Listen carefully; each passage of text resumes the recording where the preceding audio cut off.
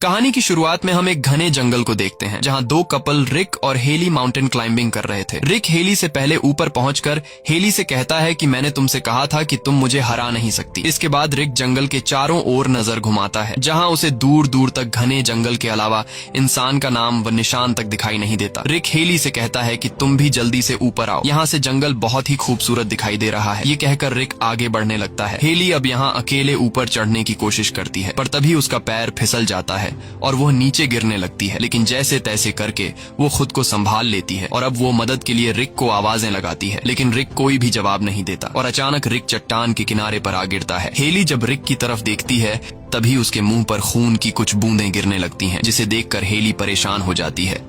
अब वो इस हालात को समझने की कोशिश कर ही रही होती है कि तभी कोई रिक को उठाकर नीचे फेंक देता है और यह देखकर हेली के गले में सांसें अटक जाती हैं। अब हेली जैसे तैसे करके खुद को छुड़ाकर नीचे उतरने की कोशिश करती है पर तभी रस्सी से हेली को कोई ऊपर खींचने लगता है। डर के मारे हेली खुद को बचाने के लिए रस्सी काट देती है जिससे वो सीधा नीचे रिक की बॉडी के पास गिर जाती है। रिक को मरा हुआ देखकर हेली जोर जोर से रोने लगती है। अब वो इस हादसे से अच्छी तरह संभल नहीं पाई थी कि तभी वो देखती है कि ऊपर झाड़ियों से कोई तेजी से उसकी तरफ आ रहा है, जिसे देखकर हेली अपनी जान बचाने के लिए तेजी से अपनी कार की तरफ दौड़ती है, लेकिन भागते भागते उसका पांव एक कांटेदार तार में फंस जाता है जिससे वह नीचे गिर जाती है और तभी हम देखते हैं कि कोई हेली को घसीट कर ले जाता है। अब यहाँ हमें यह पता चलता है कि वेस्ट वर्जीनिया के इस एरिया में बहुत से लोग गायब हो रहे हैं और लोगों का मानना है कि इस जंगल में काफी अजीब से दिखने वाले लोग रहते हैं जो इंसानी मांस खाते हैं और जो कोई भी इस जंगल में आता है वो अजीब से दिखने वाले लोग उसे मार देते हैं। अब अगले सीन में हम सड़क पर एक कार को देखते हैं जिसमें क्रिस नाम का एक आदमी बैठा होता है। क्रिस आज इंटरव्यू के लिए जा रहा था,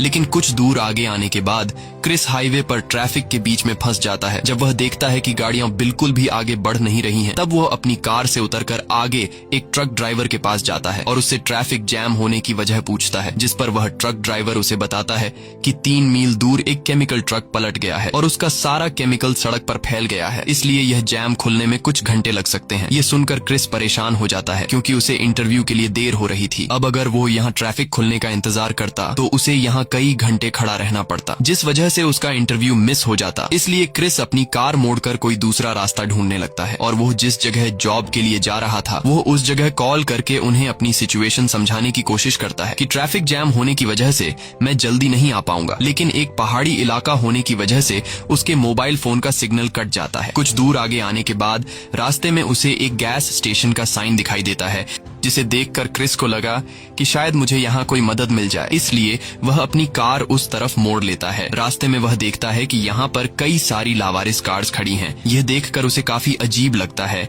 लेकिन फिर वह इस बारे में ज्यादा न सोचते हुए उस गैस स्टेशन पर पहुंच जाता है जहां उसे एक बूढ़ा आदमी दिखता है। वो बूढ़ा आदमी काफी बुरी हालत में था। क्रिस उस बूढ़े आदमी से फोन के बारे में पूछता है तो वो बूढ़ा आदमी इशारा करके फोन बता देता है, जिसके बाद क्रिस जल्दी से फोन के पास आकर कंपनी को कॉल करने की कोशिश करता है पर तभी क्रिस को पता चलता है कि फोन खराब है। यह देखकर क्रिस और भी ज्यादा परेशान हो जाता है और तभी उसकी नजर वहां लगे एक मैप पर पड़ती है जहां उसे शहर जाने के लिए एक कच्चा रास्ता दिखाई देता है जो आगे जाकर हाईवे से मिलती थी। जिसके बाद क्रिस अपनी कार में बैठकर उस सड़क पर निकल पड़ता है। अब कुछ देर चलने के बाद उसके सामने 2 रास्ते आते हैं। क्रिस को कुछ समझ नहीं आ रहा होता कि मुझे कौन सा रास्ता चुनना चाहिए, इसलिए वह कुछ देर तक सोचता है और फिर वह जंगल के बीच में से गुजरने वाले रास्ते को चुनता है क्योंकि उसे लगा कि यह रास्ता शॉर्टकट है जिससे वह जल्द ही शहर पहुंच जाएगा। लेकिन उसे पता नहीं था कि वो इस रास्ते को चुनकर अपनी लाइफ की सबसे बड़ी गलती करने जा रहा है। आगे जाते ही उसे रास्ते पर एक मरा हुआ हिरण दिखाई देता है, जिसे देखने के चक्कर में उसका रोड पर से ध्यान हट जाता है और सामने एक कार से उसका एक्सीडेंट हो जाता है। लकीली इस एक्सीडेंट में क्रिस को ज्यादा चोट नहीं आती और जिस कार से क्रिस टकराया था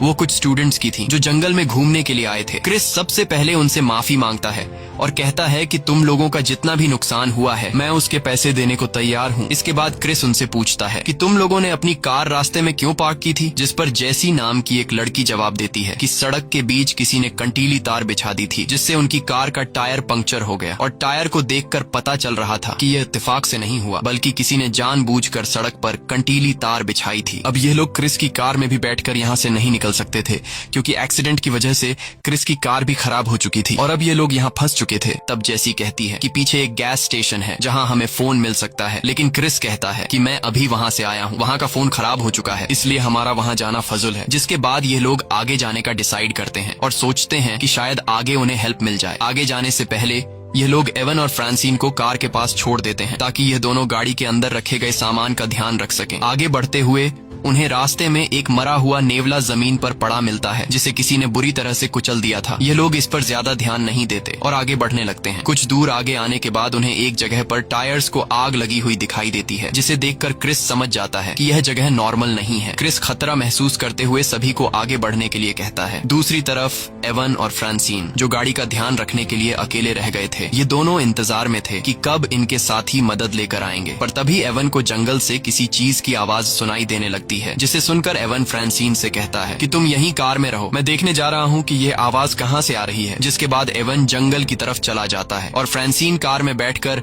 एवन का इंतजार करने लगती है, लेकिन इंतजार करते करते काफी देर हो जाती है और एवन वापस लौटकर नहीं आता। इसलिए फ्रांसिन एवन को ढूंढने जंगल में चली जाती है। आगे बढ़ते हुए उसे एवन का जूता मिलता है। ये देखकर फ्रांसिन को कुछ समझ नहीं आता कि एवन ने अपना एक जूता यहाँ क्यों छोड़ा है और कुछ दूर आगे जाने के बाद उसे जमीन पर एक कटा हुआ इंसान का कान दिखता है और उस कान में रिंग्स देखकर फ्रांसिन समझ जाती है कि यह एवन का कान है। ये देखकर फ्रांसिन बहुत ज्यादा घबरा जाती है और वो समझ जाती है कि यह जगह खतरे से खाली नहीं है। अब इससे पहले कि फ्रांसिन वहाँ से भाग पाती तभी पीछे से एक आदमी उसे पकड़कर मार डालता है। दूसरी तरफ वो लोग आगे बढ़ते हुए सड़क के एंड तक पहुँच जाते हैं जहाँ से आगे कोई रास्ता नहीं था, इसलिए वो लोग जंगल के अंदर जाने लगते हैं। कुछ दूर आगे आने के बाद उन्हें सामने एक घर दिखाई देता है जिसे देखकर ये लोग काफी खुश हो जाते हैं क्योंकि उन्हें लग रहा था कि शायद यहाँ हमें हेल्प मिल जाए। अब ये लोग जब इस घर के करीब पहुँचते हैं तो वहाँ उन्हें आसपास बहुत सारी कार्स दिखाई देती हैं जिसे देखकर उन्हें काफी अजीब लगता है। अब यहाँ क्रिस इस घर का दरवाजा नॉक करता है लेकिन अंदर से कोई जवाब नहीं आता, इसलिए अब ये लोग खुद ही अंदर चले जाते हैं। अंदर जाकर ये लोग देखते हैं कि यह घर बहुत ही बुरी हालत में है। इसे देखकर ऐसा लग रहा था कि इस घर की कई महीनों से सफाई नहीं हुई है। खाने का टेबल बहुत ही गंदी हालत में था। अब यहाँ ये लोग फोन या रेडियो ढूंढने के लिए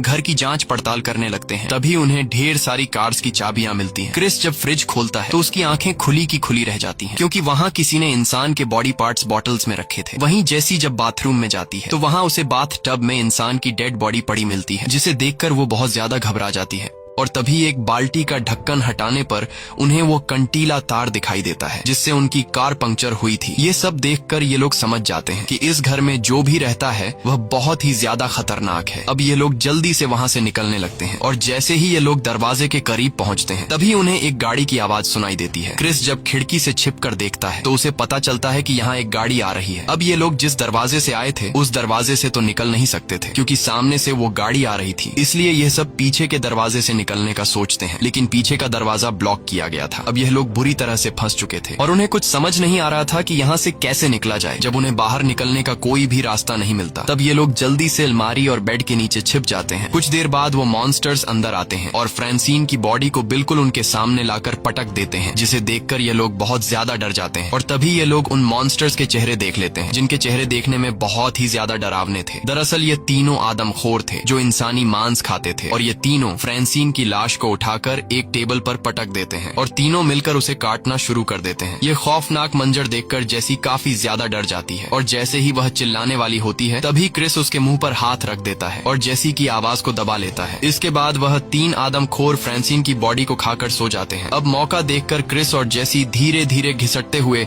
बेड के नीचे से निकलते हैं और इन दोनों को देखकर कार्ली और नताशा भी अलमारी के पीछे से बाहर आ जाते हैं और यह चारों दबे पांव वहां से निकलने लगते हैं। अब तीन लोग तो बाहर निकलने में कामयाब हो जाते हैं, लेकिन आखिर में जैसे ही क्रिस निकलने वाला होता है तभी उसकी हलचल से एक आदमखोर की आंख खुल जाती है और वह क्रिस को देख लेता है। अब क्रिस जब समझ जाता है कि आदमखोर ने मुझे देख लिया है तब वह तेजी से वहां से भागने लगता है। ये चारों दौड़ते हुए जंगल की तरफ जाने लगते हैं, लेकिन अब वह आदमखोर भी गाड़ी में बैठकर उनका पीछा करने लगते हैं। यह लोग भागते भागते एक ऐसी जगह पहुंचते हैं जहां बहुत सारी लावारिस गाड़ियां खड़ी थी। अब यहाँ क्रिस गाड़ी में बैठकर यहाँ से निकलने का सोचता है और जब वह हर एक गाड़ी को स्टार्ट करने की कोशिश करता है तो वहाँ मौजूद सभी गाड़ियां खराब थी। अब ये लोग सोच ही रहे होते हैं कि यहाँ से कैसे निकला जाए कि तभी वहाँ आदमखोर अपनी गाड़ी में पहुंच जाते हैं, जिसे देखकर यह लोग गाड़ियों के पीछे छिप जाते हैं। लेकिन उन आदमखोरों को पहले से पता था कि वह लोग गाड़ियों के पीछे छिपे हैं, इसलिए यह 3 आदमखोर उनकी तरफ बढ़ने लगते हैं। अब यहाँ क्रिस के दिमाग में एक आइडिया आता है। वह अपने साथियों से कहता है कि मैं यहाँ से भागकर उनका ध्यान भटकाऊंगा और जब वह लोग मेरे पीछे लग जाएं, तब तुम लोग उनकी गाड़ी चुरा लेना। अब प्लान के मुताबिक क्रिस चिल्लाते हुए उनका ध्यान अपनी तरफ करता है और सीधा जंगल की तरफ भागने लगता है। लेकिन तभी एक आदमखोर सीधा उसके पैर पर शूट कर देता है, जिससे क्रिस नीचे गिर जाता है। अब वह आदमखोर क्रिस को मारने के लिए आगे बढ़ते हैं। तब कार्ली क्रिस की जान बचाने के लिए दूसरी तरफ भागने लगता है, जिससे आदमखोर उसे देख लेते हैं और अब आदमखोर कार्ली के पीछे लग जाते हैं। मौके का फायदा उठाते हुए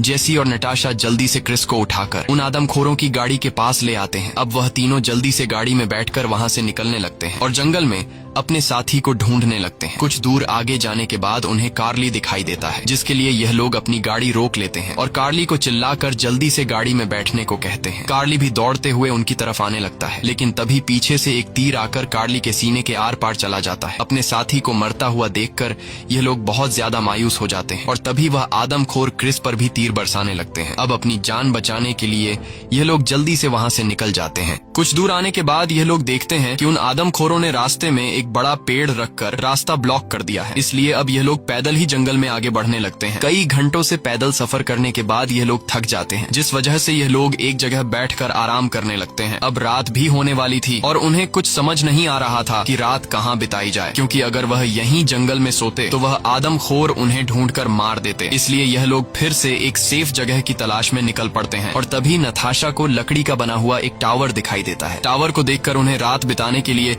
एक सेफ जगह मिल जाती है। इसके बाद यह लोग उस पर चढ़ जाते हैं। ऊपर टावर से जब वह देखते हैं तो उन्हें चारों तरफ दूर दूर तक जंगल दिखाई देता है। टावर की जांच पड़ताल करने पर इन्हें एक फ्रस्ट्रेटेड किट मिल जाती है, जिससे नताशा क्रिस के पैर में पट्टी कर देती है। वहीं उन्हें एक रेडियो भी मिलता है, जिससे ऑन करके यह लोग बाहर की दुनिया से कांटेक्ट करने की कोशिश करते हैं, पर उन्हें कोई भी जवाब नहीं मिलता। इस बीच क्रिस देखता है कि वह 3 आदमखोर उन्हें ढूंढते हुए टावर के पास पहुंच गए हैं। उन्हें देखकर यह लोग चुपचाप बैठ जाते हैं और उनके जाने का इंतजार करते हैं, पर तभी कोई रेडियो पर उन्हें जवाब देता है, जिसकी आवाज नीचे मौजूद 3 आदमखोर सुन लेते हैं और वह समझ जाते हैं कि यह लोग ऊपर टावर में छिपे हैं। जिसके बाद आदमखोर ऊपर टावर पर चढ़ने लगते हैं। अब अपनी जान बचाने के लिए क्रिस टावर में अंदर आने का रास्ता ब्लॉक कर देता है। अब कुछ देर तक शांति हो जाती है और उन्हें लगने लगता है कि शायद आदमखोर यहाँ से चले गए, पर तभी इनके टावर में धुआं होने लगता है, जिससे उन्हें पता चलता है कि उन आदमखोरों ने टावर को आग लगा दी है। अब यह लोग बुरी तरह से फंस चुके थे और उन्हें अपनी मौत दिखाई देने लगती है। क्रिस कहता है कि अगर हम यहाँ रहे तो आग में जलकर मारे जाएंगे, इसलिए क्यों न सामने के पेड़ पर कूदकर अपनी जान बचाने की कोशिश की जाए। अब यहाँ क्रिस सबसे पहले टावर से सामने के पेड़ पर कूद जाता है और पेड़ की एक टहनी को पकड़कर नीचे गिरने से खुद को बचाता है। जिसके बाद वह 2 लड़कियां भी टावर से पेड़ पर कूद जाती हैं, लेकिन कूदते समय नीचे 3 आदमखोर उन्हें देख लेते हैं और उनमें से एक उन्हें मारने पेड़ पर चढ़ने लगता है। उधर ये लोग टहनियों के सहारे धीरे धीरे आगे बढ़ते हैं, लेकिन नताशा सबसे पीछे होती है और तभी पीछे से एक आदमखोर आकर नताशा को बड़ी बेरहमी से मार डालता है। अब क्रिस जेसी को लेकर आगे बढ़ता है, लेकिन वह आदमखोर भी उनका पीछा करने लगता है। अब यहाँ क्रिस के दिमाग में एक आइडिया आता है। क्रिस समझदारी से काम लेते हुए एक टहनी को खींचकर पकड़ लेता है और जेसी उस आदमखोर को फंसाकर वहां तक ले आती है। जैसे ही वह आदमखोर उनके नजदीक आता है, तब क्रिस टहनी छोड़ देता है, जिससे वह आदमखोर नीचे गिर जाता है। अपने साथी को जख्मी हालत में देखकर नीचे मौजूद 2 आदमखोर काफी ज्यादा गुस्सा हो जाते हैं। इधर यह दोनों चुपके से पेड़ की टहनियों से गुजरते हुए एक झरने के पास पहुंच जाते हैं और रात वहीं पर बिताते हैं। सुबह होते ही यह दोनों वहां से निकलने लगते हैं और चलते चलते उन्हें एक सड़क दिखाई देती है। सड़क को देखकर ये दोनों बहुत ज्यादा खुश हो जाते हैं, लेकिन उनकी यह खुशी कुछ ही देर की मेहमान थी। तभी पीछे से एक आदमखोर आकर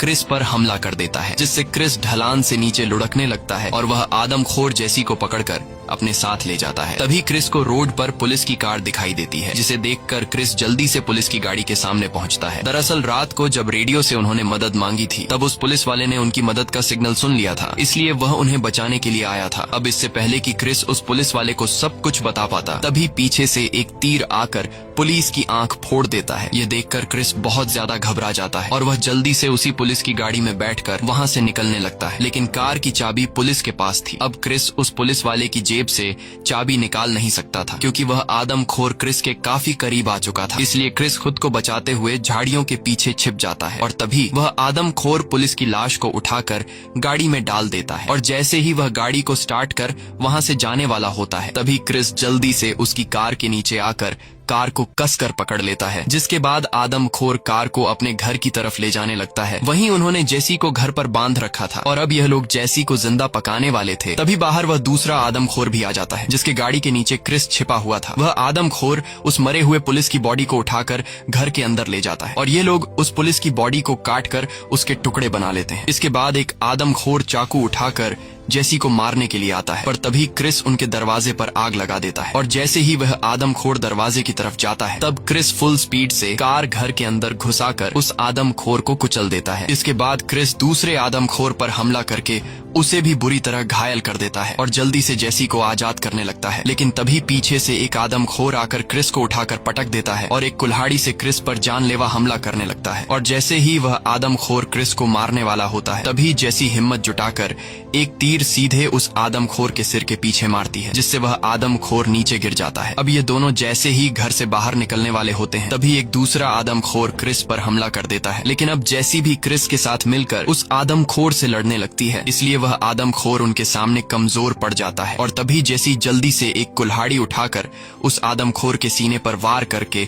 उसे नीचे गिरा देती है। और अब जैसे ही यह लोग घर से बाहर निकलने लगते हैं, तभी वही आदमखोर जेसी का पैर पकड़ लेता है, लेकिन जेसी उससे खुद को छुड़ा लेती है और वो दूसरा आदमखोर जिसके सर के पीछे तीर लगा था, वह भी दोबारा उठने लगता है। ये आदमखोर मरने का नाम ही नहीं ले रहे थे। अब क्रिस और जेसी जल्दी से उस घर से बाहर निकल जाते हैं। यहाँ क्रिस के पास बंदूक में सिर्फ एक ही गोली बची होती है, इसलिए क्रिस समझदारी से काम लेते हुए उस पुलिस वाले की कार के पीछे लगी गैस टैंक को शूट कर देता है, जिससे उस पूरे घर में ब्लास्ट हो जाता है और फाइनली उस घर में मौजूद आदमखोर आग में जलकर मारे जाते हैं। इसके बाद क्रिस और जेसी उन्हीं आदमखोरों की गाड़ी में बैठकर वहां से निकल जाते हैं और सीधे उस गैस स्टेशन पर पहुंचते हैं, जहां क्रिस सामने लगे मैप को फाड़ देता है। क्रिस ऐसा इसलिए करता है क्योंकि वह नहीं चाहता था कि इस मैप को फॉलो करते हुए जो कुछ उसके साथ हुआ वह किसी और के साथ न हो और कोई भी दोबारा इस रास्ते पर न जा सके। इसी के साथ ये कहानी खत्म हो जाती है। अगर आपको ये वीडियो अच्छी लगी हो तो हमारे चैनल को सब्सक्राइब और वीडियो को लाइक जरूर कीजिए। और अगर आपको इस मूवी का सेकंड पार्ट देखना है तो कमेंट में पार्ट 2 लिखें।